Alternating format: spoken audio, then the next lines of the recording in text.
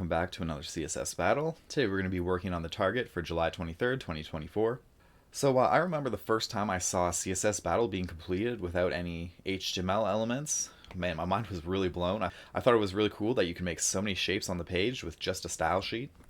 So let's get rid of this div. We're not going to use any additional HTML. It should be noted we can still style our HTML tag and our body tag. We have access to those even though they're not explicitly written on the page. So let's start off with our HTML tag. I'm going to be using that to create this white line down the middle as well as these blue sections. So let's give it a background color. It's going to be this white. And let's give it a border block. If you haven't seen the border block property, it's the same as the border property, except for it only adds a border to the top and bottom. So what we can do 125.5 pixels, solid blue. And there we go. Looks like our HTML element is looking pretty good. So now let's move on to the body tag. We're going to be using this to create this top left semicircle here. So let's start off with the height and width. It'll be 150 pixels. And the width will also be 150 pixels. Let's give it a border radius. It's going to be 50% since we want to turn it into a circle. And you can see it's like messing up our HTML element. It's taking up a bunch of space and making it taller. So let's give it a position of absolute. That's going to take it out of the flow of the DOM. And it'll allow us to position it as well. We can't see it anymore, so let's give it a background of this white color. And let's move it up towards the top. And let's move it 0 pixels away from the left.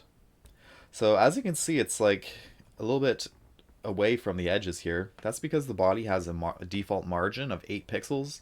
So if we move it left minus 8 pixels, now we can see it's perfectly lined up on the edge.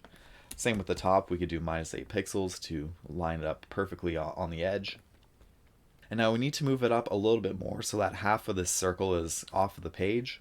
So let's do 8 plus 75 pixels, which is half of the height, which is going to be 83 pixels. Now it's halfway off the page. You might be wondering, how are we going to create the rest of these circles? We don't have any more HTML elements, right? Well, we can do this using the box shadow property. Basically what we're going to do, we're going to create a white box shadow here and here. So let's do that. We can move it over 125 pixels. It's not going to go up or down, so that's going to be 0. And the color is going to be white. Now we just need to repeat this. Instead, it's going to be 250 pixels over, 0 pixels up or down, and it's going to be white. Now, last thing we need to do is just create this bottom row of circles. How are we going to do that? I've actually found this cool property called WebKit Box Reflect.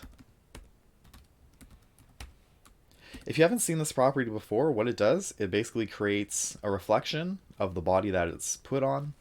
So here we can put below, and you can see we have a reflection of the body element right below it. Now we need to move this reflection down quite a bit. We can do that right here. Let's add 100 pixels. It's going to reflect it 100 pixels below it. It needs to go a little bit further. Let's try 150 pixels. And there we have it. It looks like we have a pretty good match. We can submit just to be sure. And as you can see, we have a 100% match. There's a couple of optimizations we could make here. To start off, we can change this to 133Q. If you haven't seen Q before, it stands for quarter millimeters. And it's the shortest character count for CSS units. It's only 1 character, whereas all the rest of the units are at least 2 characters. So for that reason, Q is pretty popular in CSS battles. It gets used a lot. The next thing we can do, we can actually just nest these together. So we're going to be selecting our HTML element using the universal selector, and we can nest our body inside of here. We need to add that last semicolon here. And we're adding a border block to our body and HTML. So basically if we negate that by having a border of none, that should fix everything. And now that we have this background being applied to every element, we can remove it down here on our body. One more thing we can do, instead of using top and left, we can just use margin. So for the top margin, let's try negative 150 pixels and 0. I think it needs to go up a little bit more. Let's try 200. And there we go. So as you can see, we're saved a few characters. Instead of using top and left, we're just able to use margin. And we can submit it again just to be sure that we still have 100% match. And yeah, so that's pretty cool. I just finally think it's really cool how we're able to create, 7 shapes on the page with just using, these 2 elements. It's like the CSS for this is really short, which is pretty cool. So yeah, thanks for watching. Hope you learned something new, and I'll see you in the next one. Bye.